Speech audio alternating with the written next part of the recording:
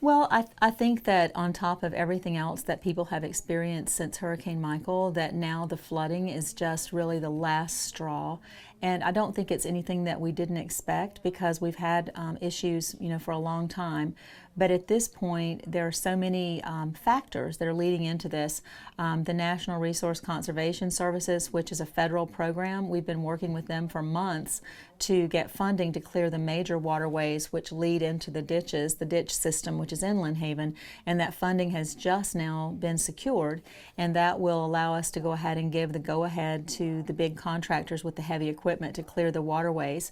And when I speak of waterways, I'm talking about the areas maybe over behind Publix, the Bel Air subdivision. There are areas over on the east side of town, Colorado Avenue, that area, and there are many more.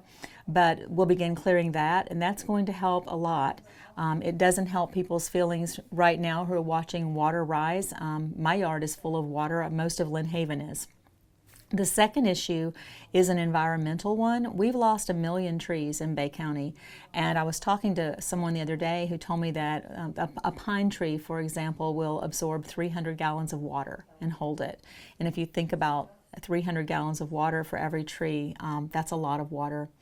The ground is soaked right now, and this is the issue that gives me the most pain to think about. I have been very militant since I became mayor 4 years ago about our having a stormwater plan, a stormwater ditch maintenance plan, that we had a map that residents could see all the time, seeing where things are being cleared. And I'm not pointing fingers, I'm not blaming, but there's been a disagreement between this mayor and our Public Works Department administration before I became mayor, and there still is today.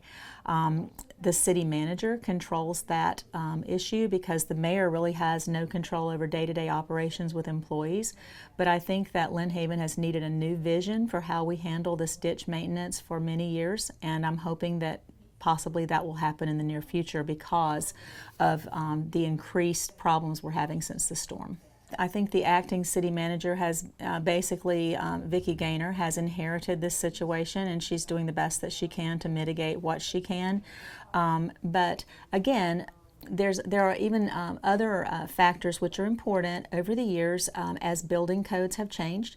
There have been homes built in Lynn Haven that are required to be built at higher elevations, so fill dirt's brought in.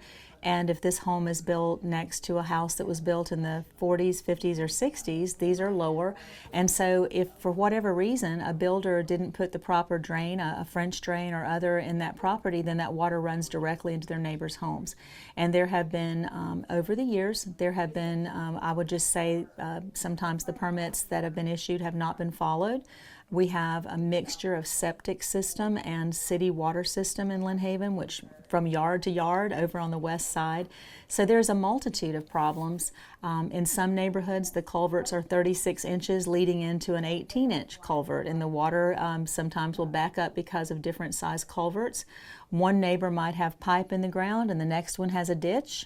But I will say that if we keep our ditches clean of grass and debris, if we clean out the culverts, that this will help mitigate the problem to a great degree.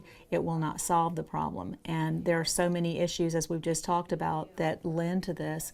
And my message to residents would be patience, which is not easy to have when you're watching water rise around your home.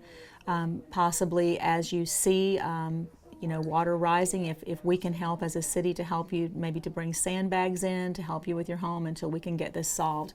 But my hope is that we avoid any major tropical storm or hurricane for the rest of the season, because we don't even have buildings, municipal buildings in Lynn Haven right now. We're in portable buildings. Our guys with Public Works, I have watched them over the last weeks. They're out, they're working as hard as they can. And I certainly don't mean to point a finger at them. There's no blame there. My comment was that I have a philosophical difference in the administration's way of dealing with this problem, not just now, but over the last 10 to 15 years. I am very pleased with the acting city manager's proactiveness about this. She is pushing very hard for this to get cleaned, and I did sit in on a recent staff meeting where she asked, how many more people do we need? What equipment do we need? And these are the kinds of questions that I've asked in the past. Don't tell me that it can't be done. Tell me what you need to get it done. And I think that we're moving in that direction. I feel positive about it, but I'll be glad to see it solved. What we're experiencing right now has nothing to do with parks or splash pads or other expenditures. This is a matter of, for years, the stormwater fund was allowed to deplete, and that money was being put into the general fund. When I became mayor, we stopped that. And so before the storm, we had accumulated quite a bit of money in our stormwater fund. We had a paving project going on. We were replacing culverts. We actually now are following this stormwater plan, and it's just going to take a while to catch up for the years that it was not done.